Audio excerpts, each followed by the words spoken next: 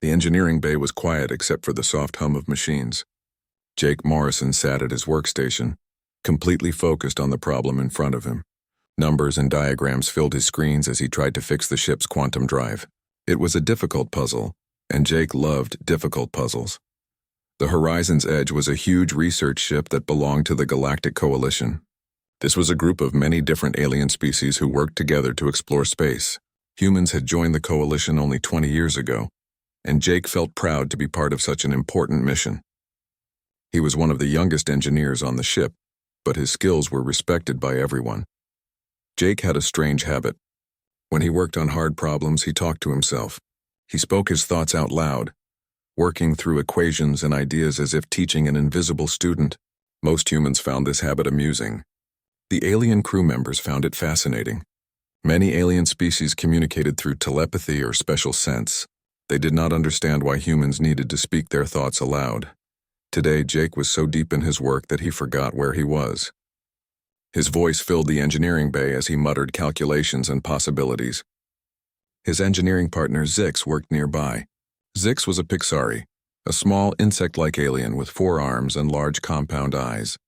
Zix was used to Jake's thinking aloud habit and found it helpful. Sometimes Jake's spoken thoughts gave Zix new ideas. The door to the engineering bay opened with a soft hiss. Jake did not hear it. He was too focused on his work, still talking to himself about power flow and energy distribution.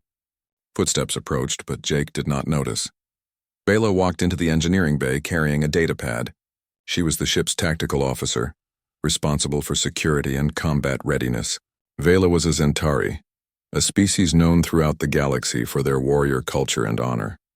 She was tall and moved with the grace of a trained fighter. Her skin was a beautiful silver-blue color that seemed to glow softly in the ship's lights. Patterns moved across her skin like living art, changing colors based on her emotions.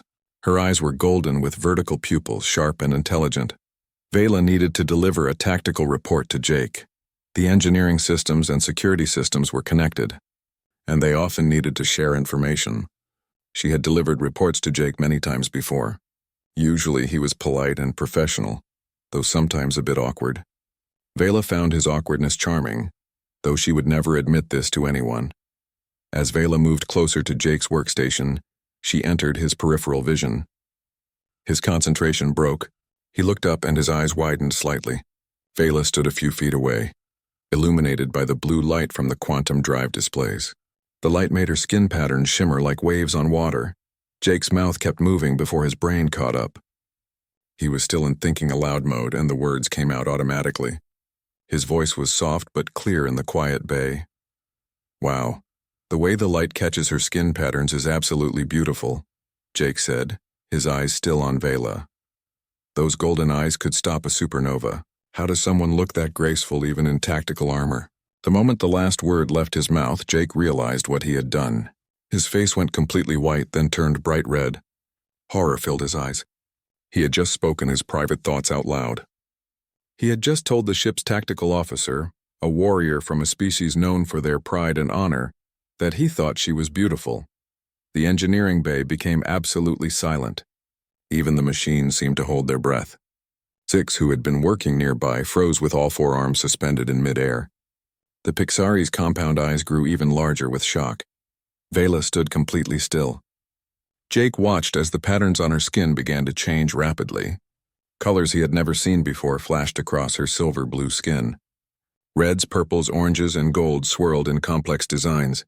Jake had learned that Zentari skin patterns showed their emotions, but he had no idea what these colors meant. Was she angry? Embarrassed? Offended? Jake tried to speak. His mouth opened and closed several times, but no words came out. He wanted to apologize, to explain, to take back what he had said. But his voice had abandoned him completely. Finally, after what felt like an eternity but was probably only 10 seconds, Vela moved.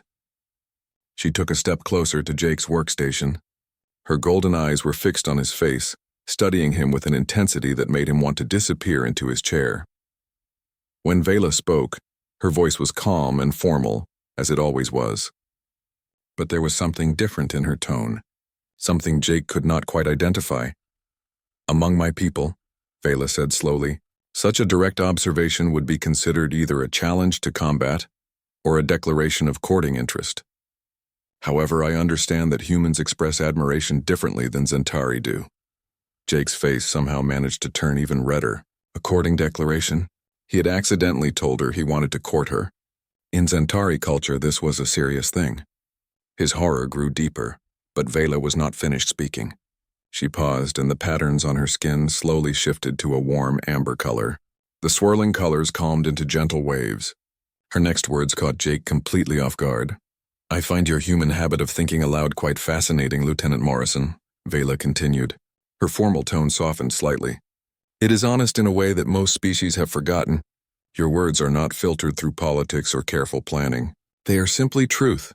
She took another small step forward. Jake's heart was beating so fast he thought it might escape from his chest. "Your eyes, Lieutenant Morrison," Vela said. And now there was definitely something warm in her voice. "Reflect the colors of Earth's sky. I have seen images of your homeworld in the database. Blue and green with white clouds. Your eyes carry those same colors. They show the same intensity you bring to your work. It is..." She paused, searching for the right word. "Aesthetically pleasing." Jake stopped breathing. Had Vela just complimented him? Had she just said his eyes were beautiful? In her own formal Zentari way?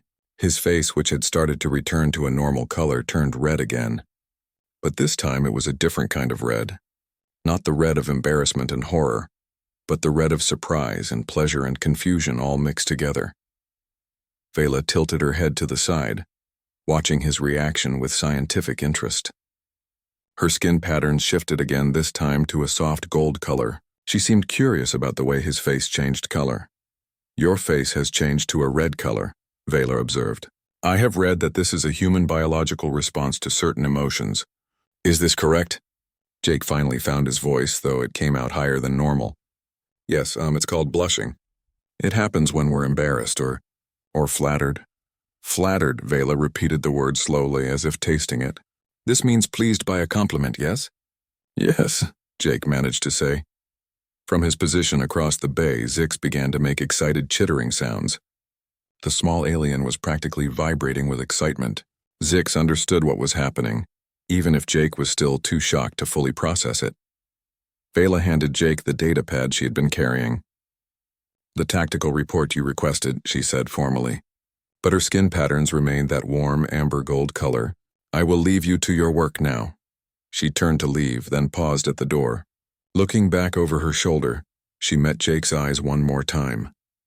"Perhaps," Vela said quietly, "you should think aloud more often, Lieutenant. Your honest observations are refreshing." Then she was gone, the door sliding shut behind her. Jake sat frozen in his chair, the datapad in his hands, his mind completely blank except for one repeating thought. What just happened? News traveled fast on a spaceship. By the next morning, everyone on the horizon's edge had heard about what happened in the engineering bay. The story spread through the crew like wildfire. A human engineer had accidentally told the Zentari tactical officer she was beautiful, and she had responded with her own compliment. This was major news. Jake woke up to find dozens of messages on his personal communicator. His human friends thought the incident was sweet and funny. They sent him encouraging messages and jokes. But Jake also received messages from alien crew members who were confused or curious. Several asked him if he understood what he had done in Zentari culture. He did not. That was the problem. Jake decided he needed expert advice. After his shift ended, he went to find Dr. Henry Parker. Henry was a xenobiologist, which meant he studied alien species and their cultures. He was also one of Jake's closest friends on the ship. If anyone could explain what had happened with Vela, it would be Henry. He found Henry in the ship's arboretum, a large garden filled with plants from many different worlds. Henry loved spending his free time there, studying the various plant species. When Jake arrived, Henry was examining a purple flowering plant from the Zentari homeworld. "Ah, Jake," Henry said with a huge smile. "I was wondering when you would come find me." "Everyone is talking about your romantic declaration to Officer Vela." "It was not a romantic declaration," Jake protested, his face turning slightly red again. "It was an accident. I was thinking aloud and forgot she was there." Henry laughed warmly. "That is what makes it so perfect. The Zentari value honesty above almost everything else. You gave her the most honest compliment possible because you did not even mean to say it out loud. Jake sat down on a nearby bench. Henry, I need you to explain something to me. What did I actually do in Zentari culture? Vela said my words could be seen as a courting declaration. Henry's expression became more serious, though his eyes still twinkled with amusement. He sat down next to Jake. The Zentari have very specific customs about courtship. When two Zentari are interested in each other romantically, they engage in a series of formal challenges. These challenges test whether they are compatible. Challenges? Jake asked nervously. What kind of challenges? The first challenge is always intellectual, Henry explained. The two individuals engage in a formal debate about an important topic. This shows whether they can respect each other's minds and ideas. The second challenge is physical, usually some kind of athletic competition or combat exercise. The third challenge, if they get that far, is called the challenge of synthesis. The couple must create something together that represents both of their strengths. Jake felt overwhelmed. But I did not mean to start all this. It was an accident. I know, Henry said gently. But here is the interesting part. Vela responded to you. She did not have to do that. When you accidentally complimented her, she could have simply acknowledged it politely and left. Instead, she complimented you back. In Zentari culture, that means she accepts your declaration and is interested in pursuing the courtship challenges. Jake's heart started beating faster. She is interested in me? It certainly seems that way, Henry said with a smile. The question is, are you interested in her? Jake thought about Vela. He had noticed her from his first day on the ship. She was beautiful, yes, but it was more than that. She was intelligent and dedicated to her work. She treated everyone on the crew with respect, regardless of their species. When she spoke in meetings, people listened because her ideas were always well thought out. Jake had spent months admiring her from a distance, never imagining she might notice him. Yes, Jake said quietly. I am interested. But Henry, I do not know how to do all these formal challenges. What if I mess it up? Henry put a reassuring hand on Jake's shoulder. Then you will be exactly who you were in the engineering bay. Honest, human, yourself. That is what caught her attention in the first place. Over the next 2 days, Jake tried to focus on his work, but his mind kept wandering. He wondered when Vela would issue the first challenge. He wondered if he should talk to her first. He wondered if the whole thing was a huge mistake. On the third day, Jake received a formal message on his communicator. It was from Vela. The message was written in the very proper language that Zentari used for official communications. The message said that Vela wished to issue the first challenge. The debate would take place in the ship's observation lounge that evening. The topic would be announced when they met. Captain Thorne would serve as the judge, as was traditional. All crew members were welcome to observe. Jake's hands shook as he read the message. This was really happening. He sent back a formal acceptance, trying to match Vela's proper tone. That evening, Jake arrived at the observation lounge early. The large room had huge windows that showed the stars streaming past as the ship traveled through space. Chairs had been arranged in a circle, with 2 seats facing each other in the center. Already, many crew members had gathered to watch. Jake recognized faces from every department. Humans, Pixari, Krell, and members of species he had never even spoken to before. 6 scurried over to Jake, all 4 arms moving excitedly. This is so exciting. The little alien chittered. I have never seen a Zentari courtship challenge with a human before. You will do great. Commander Lisa Chen, the senior human officer on the ship, approached Jake with a kind smile. Breathe, Lieutenant, she said quietly. Remember, this is not a test you can fail. It is a conversation. Just be yourself. Then Vela entered the room and everyone fell silent. She wore her formal tactical uniform, which made her look even more impressive than usual. Her skin patterns were a calm neutral blue. She walked with perfect posture to the center seat and sat down gracefully. Jake took a deep breath and walked to the other center seat. As he sat down, he made the mistake of looking directly into Vela's golden eyes. His nervousness spiked, but he also felt something else, determination. He was here because he wanted to be. That realization calmed him. Captain Thorne stepped forward. The elderly Krell was one of the most respected beings in the Coalition. His telepathic species was known for wisdom and fairness. He looked at Jake and Vela with kind eyes. We are gathered to witness the first challenge of the traditional Zentari courtship, Captain Thorne announced. The participants are Lieutenant Jake Morrison of Earth and Tactical Officer Vela of Zentar. I will serve as judge. The debate topic is, what is the true nature of courage? Jake felt a small jolt of surprise. Courage. That was a deep topic, one without simple answers. He glanced at Vela and saw that her skin patterns had shifted to include some gold streaks. Was that confidence, pride? He was still learning to read her emotions. Officer Vela, as the one who issued the challenge, you will present your position first, Captain Thorne said. Vela stood. When she spoke, her voice was strong and clear. Courage is the strength to act according to honor, even when fear counsels retreat. It is the warrior who stands firm when the enemy charges. It is the discipline to do what is right rather than what is easy. Courage requires training, dedication, and a strong moral code. Without these foundations, bravery becomes recklessness, and action becomes chaos. She continued speaking for several minutes, referencing Zentari philosophy and historical examples. Her argument was well-structured and powerful. Jake listened carefully, noting her emphasis on discipline and honor. When Vela finished, she sat down. All eyes turned to Jake. He stood up slowly, his mind working through what he wanted to say. Then he remembered Henry's advice. Be yourself. Be honest. Officer Vela presents a strong argument for courage as discipline, Jake began. I do not disagree with her, but I think courage has another face, the face of vulnerability. He saw surprise flicker across Vela's face. Good. He had her attention. True courage is also found in the scientist who publishes research that challenges popular beliefs, knowing she will face criticism. It is found in the person who admits they made a mistake and works to fix it. It is found in the engineer who thinks aloud, even when his thoughts might embarrass him. Several people in the audience chuckled softly at that last comment. Jake smiled slightly and continued.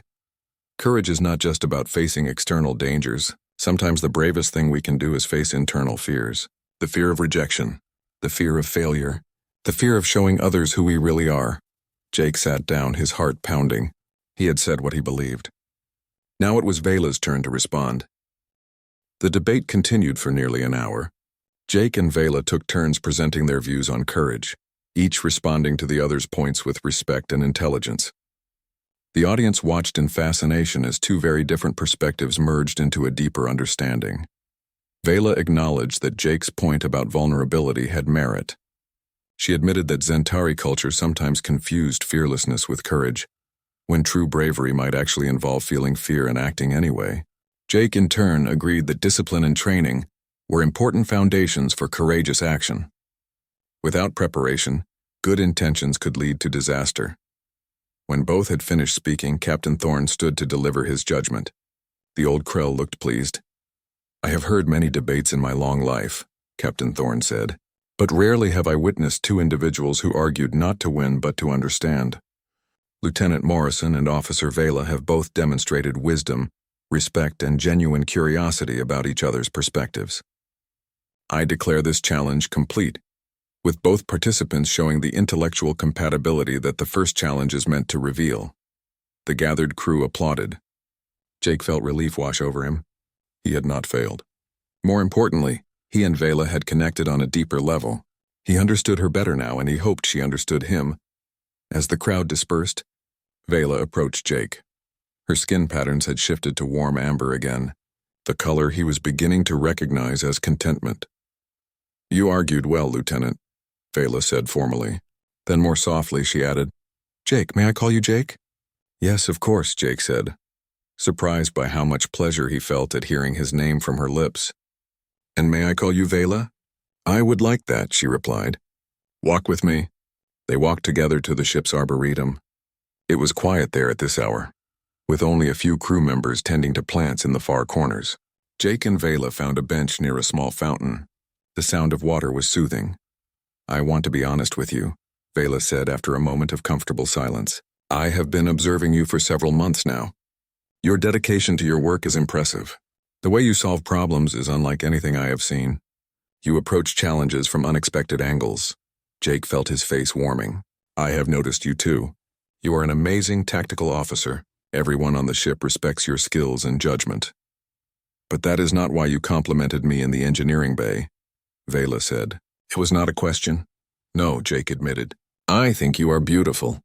I have thought that since the first time I saw you. But I never imagined that you would notice you? Vela finished his sentence. Her skin pattern shifted to include streaks of soft gold. How could I not notice you, Jake? You light up when you work on a difficult problem. You treat everyone with kindness regardless of their rank or species. You are genuine in a way that is rare. They sat in silence for a moment, both processing these admissions. Then Vela spoke again. The second challenge will be physical, she said. Traditionally, it would be combat or an athletic competition. But I do not wish to test whether I can defeat you in combat. I already know the answer to that question. Jake felt both relieved and slightly insulted. Vela must have seen his expression because she quickly continued. Zentari are trained warriors from childhood, she explained. Our bodies are built for combat. It would be unfair to test you in an area where I have such an advantage, so I propose a modified challenge, a zero-gravity obstacle course in the training facility. This will test speed problem-solving and spatial awareness, areas where humans often excel. Jake thought about this. Zero gravity was tricky, but he had trained in it during his academy days. More importantly, Vela was being fair. She was not setting him up to fail. She wanted to see what he could really do. I accept, Jake said. When? 1 week from today, Vela replied. That gives you time to train. The next week was intense. Jake spent every spare moment in the training facility. Commander Chen helped him, teaching techniques she had learned during military exercises.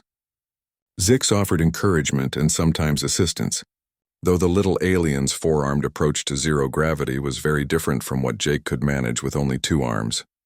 What surprised Jake was that Vela often came to watch his training sessions. She would stand at the observation window, her golden eyes following his movements. A few times she even joined him in the training area, offering tips on efficient movement and energy conservation. These training sessions became the highlight of Jake's days. Working alongside Vela, he learned more about her. She had grown up in a strict military family on Zentar. Her parents expected her to follow in their footsteps, rising through the ranks of the Zentari Defense Forces. But Vela wanted something different. She wanted to explore, to meet other species, to learn new perspectives. Joining the coalition was her way of honoring her family's warrior tradition while forging her own path. Jake shared his own story. He had grown up on Mars in one of the colony domes. His parents were scientists who studied terraforming techniques. Jake loved engineering because it was about solving problems and making things work. Every fixed machine, every successful repair, gave him a sense of accomplishment. But he also loved the creativity of it. Engineering was like art, but with math and physics. The day of the challenge arrived too quickly. Once again, half the ship's crew gathered to watch. The training facility's main area had been converted into an elaborate obstacle course. It featured floating platforms, rotating barriers, narrow passages, and 5 colored markers that needed to be collected along the way. Captain Thorne explained the rules. Each participant would run the course separately. The goal was to collect all 5 markers and reach the finish line as quickly as possible. The course tested speed, agility, and creative problem-solving. Vela went first. Jake watched from the observation area, amazed by her performance. She moved through the course like water flowing downhill, taking the most efficient path every time. Her warrior training was evident in every movement. She pushed off walls with perfect force, twisted through narrow spaces without hesitation, and grabbed each marker with precise timing. When she crossed the finish line, her time was displayed for all to see.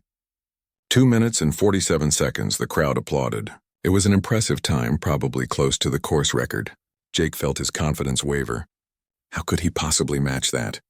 Then Commander Chen's voice came through his earpiece. Remember, Jake, do not try to be her. Be yourself. Use your strengths. Jake nodded, took a deep breath, and launched himself into the course.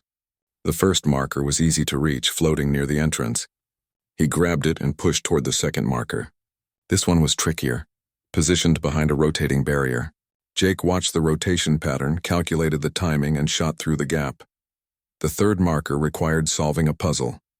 3 switches needed to be activated in the correct order to release the marker from its container. Jake's engineering mind immediately saw the logic pattern. He activated the switches and grabbed the marker. The 4th marker was in a difficult location, requiring a long jump across an open space. This was where Vela's strength had given her an advantage. Jake did not have that kind of power in his legs. He would need to find another way. Looking around, Jake spotted elastic training bands attached to a nearby wall. They were part of the exercise equipment, not officially part of the course. But no rule said he could not use them. Quickly, Jake hooked 2 bands together, anchored them to a stable point, pulled himself back like a slingshot, and released. He flew across the open space much faster than a normal jump would have carried him. The audience gasped. Jake grabbed the 4th marker as he sailed past, then caught himself on the far wall with his free hand. 1 marker left. The 5th marker was at the top of a tall vertical shaft with smooth walls. Vela had climbed it using pure upper body strength, pulling herself up hand over hand using small handholds. Jake tried the same approach but quickly realized his arms were not strong enough. He was only halfway up and already exhausted. Think, Jake told himself. There has to be another way. Then he noticed that the shaft's walls were not perfectly parallel. They angled slightly inward as they rose. If he could use that angle, create a wedge effect with his body. Jake positioned himself with his back against one wall and his feet against the opposite wall. Then he began walking up the shaft, pushing with his legs and bracing with his back. It was slower than climbing, but it worked. His leg muscles burned, but he kept going. At the top, he grabbed the final marker. Now he just needed to reach the finish line. Jake looked down at the course below him. The finish line was on the opposite side of the main area. Vela had carefully maneuvered back through the obstacles to get there. But Jake saw something she had not considered. The emergency safety net that hung below the course to catch anyone who fell. Jake released his grip and fell. The audience shouted in alarm, but Jake landed exactly where he planned, in the middle of the safety net. The net's elastic material bounced him high into the air. Jake used the momentum to propel himself directly toward the finish line, grabbing it with both hands. The timer stopped. 2 minutes and 50 seconds, just 3 seconds slower than Vela. The training facility erupted in cheers and applause. Jake floated at the finish line, breathing hard, barely able to believe what he had just accomplished. He had not beaten Vela's time, but he had come incredibly close using completely different methods. Captain Thorne's voice came over the speakers. An extraordinary performance by both participants. Officer Vela demonstrated perfect technique and warrior discipline. Lieutenant Morrison demonstrated human creativity and adaptability. Both have shown the qualities that make them valuable to this crew and to each other. I declare the second challenge complete, with both participants proving their worth. Vela propelled herself over to Jake. Her skin patterns glowed with bright gold and amber colors. When she reached him, she did something that surprised everyone watching. She took his hand in hers. Zentari did not usually engage in casual physical contact, especially not in public. This gesture was significant. Your solution with the elastic bands was brilliant, Vela said. I never considered using equipment that way. And using the safety net as a launch point? That showed remarkable spatial thinking. You were amazing, Jake replied. Watching you move through that course was like watching art in motion. They floated there together, hands joined for a long moment. Then the gravity generators slowly activated, lowering everyone back to the floor. But Jake and Vela continued holding hands as they walked out of the training facility. Over the next few days, Jake and Vela spent more time together. They met in the Arboretum, had meals together in the crew cafeteria, and took walks through the ship's long corridors. They were no longer just completing formal challenges. They were becoming friends and maybe something more. Then 1 week after the physical challenge, everything changed. The horizon's edge detected strange energy readings from an uncharted planet. The readings suggested technology, possibly ancient ruins. Captain Thorne ordered an away team to investigate. The away team consisted of Jake, Vela, Dr. Henry Parker, and Zix. Jake was included for his engineering expertise. Vela led the team for security purposes. Henry came to analyze any cultural artifacts they might find. Zix's 4 arms and small size made the Pixari useful for accessing tight spaces. They transported down to the planet's surface in a small shuttle. The planet had a thin but breathable atmosphere. The ruins stood before them, massive structures made of a material that seemed to shift colors in the light. The architecture was unlike anything in Coalition records. These are old, Henry said with excitement in his voice. Very old, possibly tens of thousands of years. The team entered the main structure carefully. Vela led the way, her weapon ready, scanning for threats. Jake followed with his engineering scanner, reading the energy signatures. The walls of the structure were covered with symbols and patterns that seemed to glow faintly. Deep inside the structure, they found a massive chamber. At its center stood a tall pillar covered in glowing symbols. Jake approached it carefully, his scanner showing intense energy readings. "I think this might be some kind of computer or data storage," Jake said, thinking aloud as usual. "If I can access it, we might learn about the civilization that built this place." "Be careful," Vela warned. "We do not know what defense systems might still be active." Jake nodded but continued his analysis. After several minutes of study, he found what looked like an access panel. Carefully, he touched it. The panel responded to his touch, lighting up with symbols. Jake began to interact with it, trying to understand the interface. Suddenly, the entire chamber lit up. The pillar began to hum with power. Holographic displays appeared in the air, showing images and text in languages no one recognized. Jake had successfully activated the ancient system, but then something went wrong. A deep rumbling sound came from the walls. The entrance to the chamber suddenly sealed shut with a massive door. Red lights began flashing. An alien voice spoke in a language none of them understood, but the meaning was clear from the tone. This was a warning. "The structure's defense system has activated," Jake said, his voice tight with worry. "We triggered some kind of security protocol." Vela immediately tried to contact the Horizon's edge, but her communicator produced only static. Something was blocking the signal. They were trapped, cut off from the ship. "How much air do we have?" Henry asked, trying to stay calm. Zix checked the atmosphere sensors with 2 of their 4 arms. "The chamber is sealed. At current consumption rates, we have approximately 6 hours of breathable air." 6 hours. They had 6 hours to find a way out or contact the ship, or they would suffocate. Jake felt panic rising but forced it down. Panic would not help. He needed to think clearly. "Everyone stay calm," Vela commanded. Her voice was steady and strong. "We will solve this problem. Jake, can you access the system again? Perhaps you can reverse what you did." Jake returned to the pillar, but now the interface had changed. Different symbols glowed, ones he had not seen before. He tried various approaches, but nothing worked. The system would not respond the same way it had before. "The defense system is not designed to kill intruders immediately," Henry said, studying the symbols on the walls. "It appears to be testing us. Look at these patterns. They repeat throughout the chamber. I think this is a puzzle of some kind." The team worked together, each using their unique skills. Henry analyzed the symbols, trying to understand their meaning. Zix explored the chamber with their agile movements, looking for hidden mechanisms. Vela kept everyone organized and calm, managing their limited resources. Jake focused on the technological aspects, studying how the ancient systems worked. As time passed and the air grew thinner, Jake began thinking aloud more frequently. It was his natural response to stress, working through problems by speaking them. Usually he tried to control this habit in professional situations. But now, exhausted and oxygen-deprived, he could not stop himself. "The pillar is not just a computer," Jake muttered, pacing in front of it. "It is a test. The civilization that built this wanted to know if visitors were worthy of their knowledge. But worthy how? What were they looking for? Intelligence? We have that. Strength? We have that too. So what else?" Vela stopped what she was doing and listened to Jake's rambling. She had learned that his thinking aloud process often led to insights. "Cooperation," Jake said suddenly, his voice stronger. "They were looking for cooperation. Henry, what did you say about the patterns repeating throughout the chamber?" "There are 4 main pattern types," Henry replied. "1 on each wall, 4 walls. 4 of us," Jake said, excitement building in his voice despite the thinning air. "What if the puzzle requires all of us? Each person working on a different part simultaneously?" They quickly tested Jake's theory.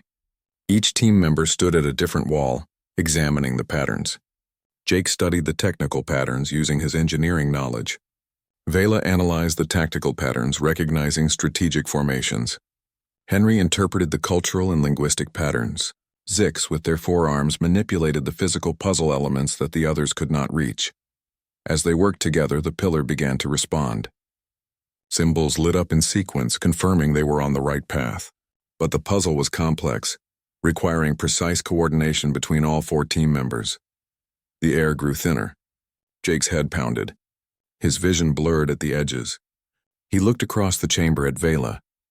Even through his oxygen-deprived haze, he thought she was beautiful. Her skin patterns were dim now, a sign of her own exhaustion. If they failed here, he would never get to tell her how much she had come to mean to him. That thought gave him new determination. "Keep going," he called to the others. "We are close. I can feel it." With trembling hands and fading consciousness, the team completed the final sequence. Jake pressed his panel. Vela pressed hers. Henry activated his symbols. Zix manipulated the physical elements with all 4 arms simultaneously.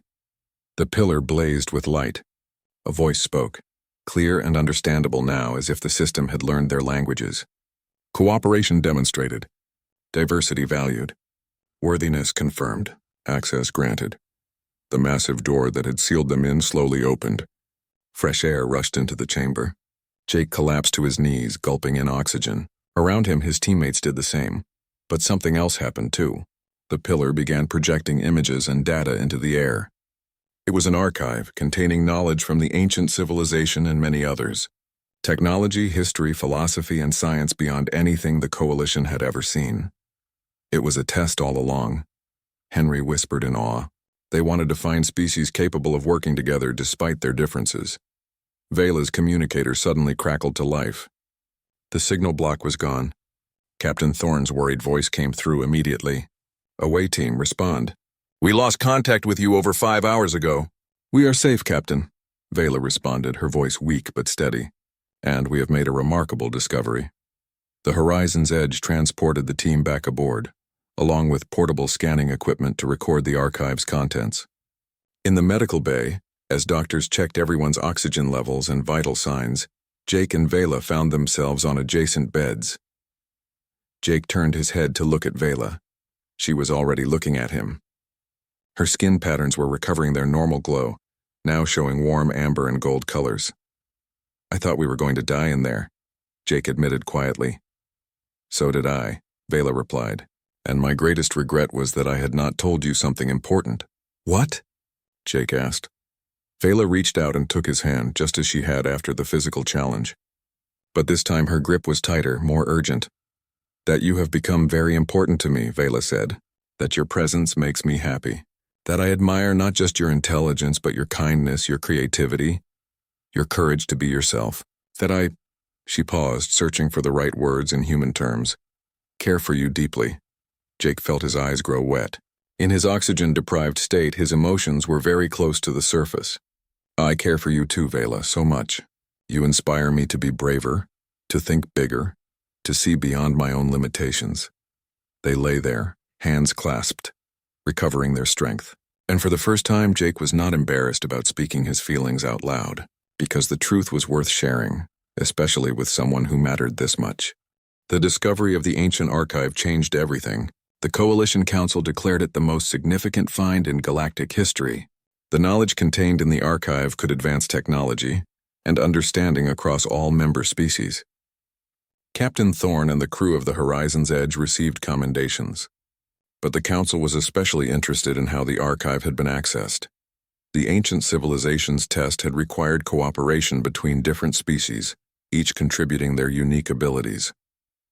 The Council saw this as a message across time. The galaxy's future depended on diversity and cooperation, not dominance by any single species. Jake and Vela became minor celebrities in the Coalition. News services across dozens of worlds told the story of the human engineer and the Zentari warrior, who were completing traditional courtship challenges while making historic discoveries. Their relationship symbolized the best of what the Coalition could be. But for Jake and Vela, the attention was overwhelming. They were glad when the media frenzy died down and they could return to their normal routines. Well, mostly normal. Their relationship was no longer a private matter. Everyone on the ship knew about them and supported them. 3 weeks after their return from the planet, Vela approached Jake with a serious expression. They were in the observation lounge, their favorite place to spend time together. The stars streaked past the windows as the ship traveled at faster than light speed. "There is still one challenge remaining," Vela said. "The third challenge. The challenge of synthesis," Jake nodded. He had been reading about this final challenge. It was the most difficult because it required the couple to create something together that represented both of their cultures and values. Many Centauri couples never attempted it because the standard was so high. I have been thinking about what we could create, Vela continued, and I believe the answer is obvious. We should present a plan for integrating the archive's knowledge into coalition systems. This would combine your engineering expertise with my tactical and strategic thinking. It would serve the coalition and demonstrate our ability to work as partners. Jake thought about this. It made perfect sense. The archive contained so much information that organizing and implementing it was a massive challenge. No single person or even single species could do it alone, but together, he and Vela could create a comprehensive plan. Let's do it, Jake agreed. They spent the next month working on their proposal. Jake analyzed the technical aspects, figuring out how to safely integrate alien technology that was thousands of years more advanced than anything the coalition currently used. Vela assessed the strategic implications, identifying which knowledge should be shared freely and which required careful security protocols. Working together so closely, they learned even more about each other. Jake discovered that Vela had a dry sense of humor that emerged when she was comfortable.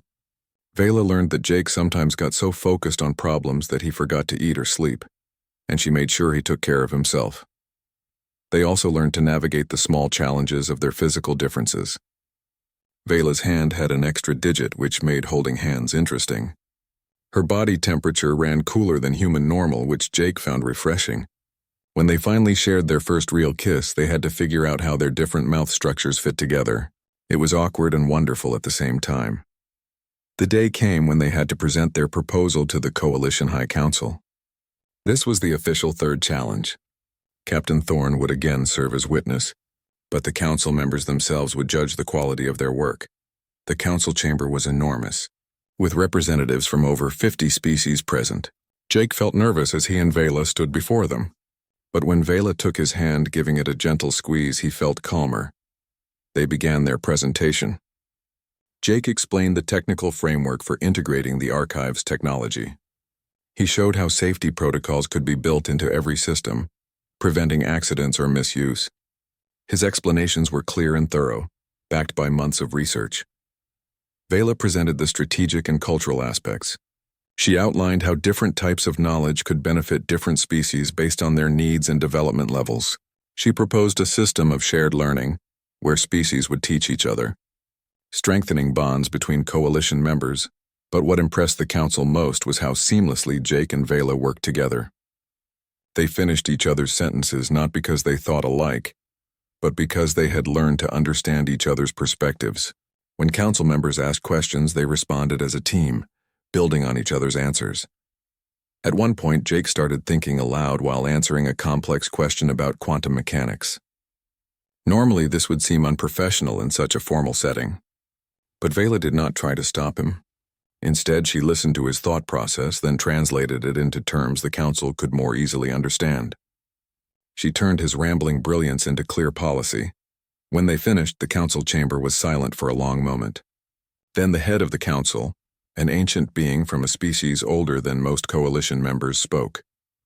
"In my many years of service," the elder said, "I have seen countless proposals and presentations, but rarely have I witnessed such perfect synthesis of different perspectives. Your plan is not merely human or Centauri. It is something new, something better than either species could create alone. The council approves your proposal unanimously." The chamber erupted in applause. Jake and Vela looked at each other in amazement. They had done it. They had completed the third challenge. Captain Thorne approached them, his old face creased in a wide smile. "Lieutenant Morrison, Officer Vela, as witness to all three traditional challenges, I formally recognize your courtship as complete and successful.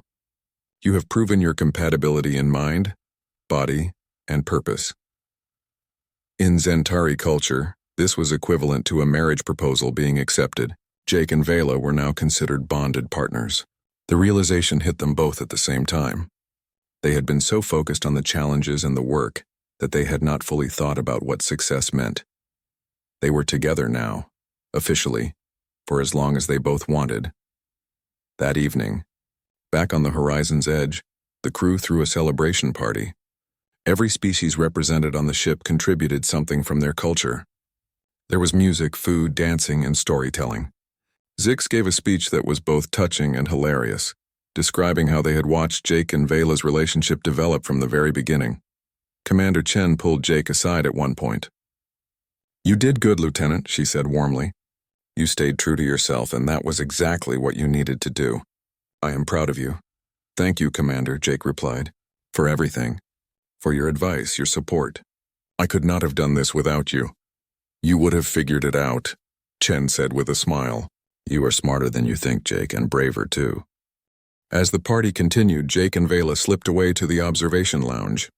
They wanted a few quiet moments together before returning to the celebration.